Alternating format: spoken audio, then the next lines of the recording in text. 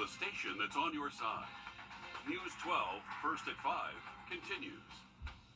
Well, what started off as a quiet hurricane season is quickly heating up. Our weather team is issuing a first alert for this Wednesday as Idalia continues to strengthen in the Gulf. This is where the storm is right. The interstate Lewiston road traffic appears to be moving okay as well. Much more on Idalia coming up for us in just about 10 minutes. Thanks, Riley. The Richmond County Sheriff's Office's effort to deal with homelessness started more than a month ago. The plan focuses on removing homeless people from businesses on private property.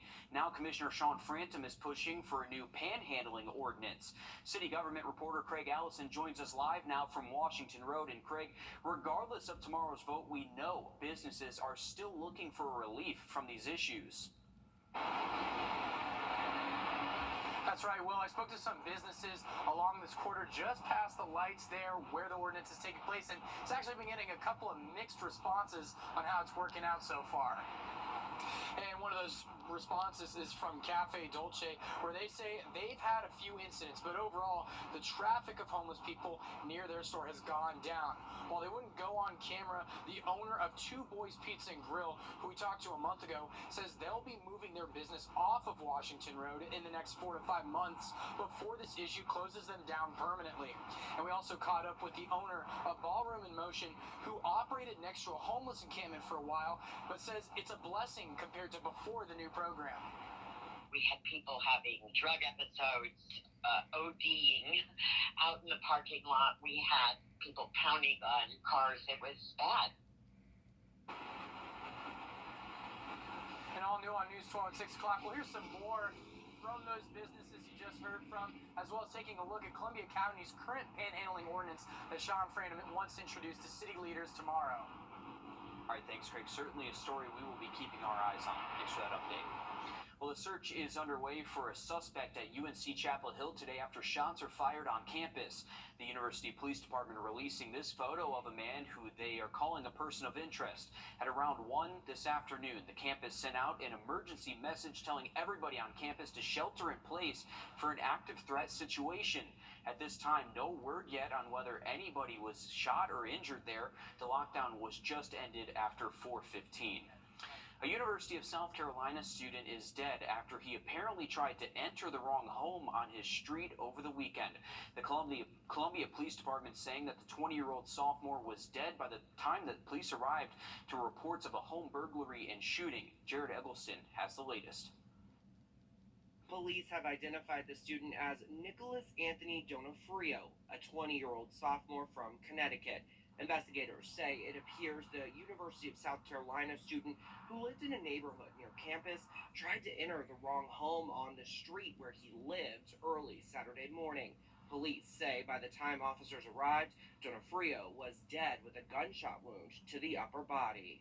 Not how you want to start college, too. I think something that's going to be traumatic, and you're going to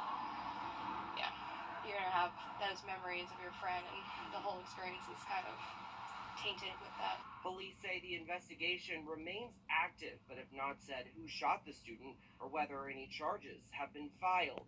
In Madison, Connecticut, where Donofrio went to high school, neighbors are grieving. This is a real small community. It's very sad, very, very sad. It's like you can feel it in the air. It's like somber almost, you know. Fall semester classes began at USC on Thursday. In a statement, the university said, quote, "Our student affairs team is providing resources and support to those who may be affected by this tragedy, and we remind all of our students that help is always available to them." And police say they were initially responding to a burglary call, but when en route, the call was upgraded to shots fired. The investigation is still ongoing there in Columbia. A high school football coach in Atlanta arrested after police say he punched a player during a game. You might have seen this viral video on social media over the weekend. It happened on Saturday. Police say a coach who does not work for the district is the one who hit the student. In the video, the coach seems to be yelling at the student before punching him in the torso, and then the student doubles over there. The coach is charged with simple battery and will face administrative charges from the district. In South Carolina, advocates say more can be done to prevent drivers with a history of DUIs from putting even more people in danger. It's called a scram cam and is a type of ankle monitor that can measure blood alcohol content through sweat. Jamie Komorowski, the driver accused of killing a newlywed bride on her wedding night in a drunk driving crash, will wear one if she goes on probation. Supporters say the monitor could protect families from losing loved ones by keeping drunk drivers from getting behind the wheel. These victims have every right to not only mourn their loved ones who were lost, but also to hope that these devices prevent another family from going through this.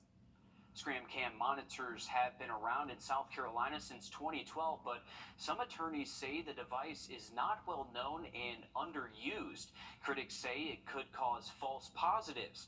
Scram Systems says its data is scientifically accurate and backed by a number of studies. After police say 3 teens vandalized a historic church, a community is coming together to help the place of worship get back on their feet. Reverend Lewis Williams with Blunt Hill Baptist Church in Waynesboro, says the teens shattered glass, knocked out the ceiling in places, destroyed bathrooms and AC units in late May. Now the lights are back on, holes are patched, and the church hopes to reopen its doors in time for its 105th anniversary. Our Hallie Turner will have the latest on the recovery efforts, all new tonight on News 12 at 6 o'clock. Today, Spirit Creek Middle School unveiled its new book vending machine. It's a new way to reward students for meeting their reading goals and showcases being part of the Spirit Creek community. They get to get a token and actually use the token to get the book, and they're free. They don't have to return them, so it's like a gift to them. I think it's really cool. You can just get free books. And students at Spirit Creek have several literacy initiatives they can take part in, including a monthly book club, reading challenges, and literacy nights as well. Well, Aiken Tech is taking steps to address the demand for commercial truck drivers across the nation. The American Trucking Association shows a shortage of more than 78,000 drivers nationally. Aiken Tech is now offering a CDL Class A tractor-trailer course free for people who live in South Carolina thanks to grant funding. Students will get hands-on experience driving tractor-trailers and learn the road and safety laws needed to get a CDL. Well, a project 10 years in the making detailing the history of desegregation in Georgia. Just ahead, we meet the man who's lived through this history and is sharing his story. Riley? And we are tracking Idalia and heading towards the Gulf of Mexico and going to bring us some impacts. We'll take a look at what we're expecting here locally in the full forecast next. To sell, click to trade at clickaroo.com. Never took you for a mariachi guy. Really not a huge fan, but seems to be all let's do these days. Are64.com. Who are you talking to? Welcome back, folks. Here today, we're going to wake up near 60 degrees early Friday, Saturday, Sunday morning, and those high temperatures finally dropping below average most of the week. Thanks, Riley. Today marks the 60th anniversary of the March on Washington, and for many, it's a time for collective reflection, but for some, the story of desegregation is a personal one. Abby Kasora sat down with someone who had a front row seat to history. But I have a dream. Atlanta author Douglas Blackman remembers what it was like in the first grade class in Mississippi with white and black students learning together. The second of the dreams that he expressed was about dreaming that the sons and daughters of former slave owners and former slaves could play together on the red hills of Georgia. After the 1954 Supreme Court Brown v. Board of Education decision ruled that racial segregation in public schools was unconstitutional, it took years before you could see any changes in the South. Blackman spent the last 10 years interviewing his classmates, chronicling the successes and struggles. There were wonderful social relationships between 8:15 and 3:30, and at football games and working on homecoming floats and whatever else. But they didn't extend beyond that between black kids and white kids. Outside going to each other's house, didn't do that often. The title of the film, The Harvest. He feels his class planted a seed. At the end of the film, we asked the question, was it all worth it? All of the effort and energy and conflict at times, I think that the answer to that comes through. I hope it comes through that yes, it was worth it. The fact that I teach at Georgia State University to an incredibly diverse range of students, and it's sort of astounding to think about that it wouldn't have been possible for all those kids to be in the same room just 30 or 40 years ago. The film has already been nominated for an award for bringing American history to life. He plans on premiering the documentary here at Georgia State University's theater next week. In Atlanta, I'm Abby Kasouris. A mom and dad may not be as smart as a fifth grader anymore, but we're all doing homework again now that the kids are back in school. I'm Jamie Tucker, coming up with a smartphone app to make you smarter. Well, now that kids are back in school, parents are back to helping kids with their homework, but some of us may be a little rusty. Our consumer tech reporter Jamie Tucker takes a look at a smartphone app that parents can use to get the answers correct. I remember asking my 8th grade math teacher, why am I going to need to use algebra when I grow up? Turns out you have to use algebra when your kids take algebra. Well, if you've forgotten just about everything you ever knew about math, science, history, and literature, this app called Socratic has all the right answers. Socratic is one of several smartphone learning apps that uses artificial intelligence to solve problems. Using your smartphone's camera, just aim it at the question. This one, who was Elizabeth Cady Stanton? I have no clue, but Socratic calls up an article from the National Women's History Museum, a related YouTube video, the Encyclopedia Britannica, and a Wikipedia page. Math questions are even more impressive. I don't know what I'm looking at with this homework problem, but Socratic does. Not just giving the answer, but steps to solve it. It can even read handwritten math questions, giving step-by-step instructions from educators, experts, and teachers to help students and parents learn. Socratic is a free app. This is a little interesting. Google owns Socratic, but the Android version has not been updated in over 3 years, so it does not work on Android devices for some reason. The iOS version of Socratic was updated just about a month ago. It works on all iPhones. I'm Jamie Tucker, and Socratic is the app of the day. Well, breaking news, a suspect is in custody after reports of shots fired at the University of North Carolina in Chapel Hill. The first reports of shots fired came just after 1 p.m. this afternoon. For the better part of the day, authorities have worked to clear the campus. A suspect was identified earlier, but no word on whether the suspect is that person of interest that we showed you. Still no word yet on any injuries related to this shooting.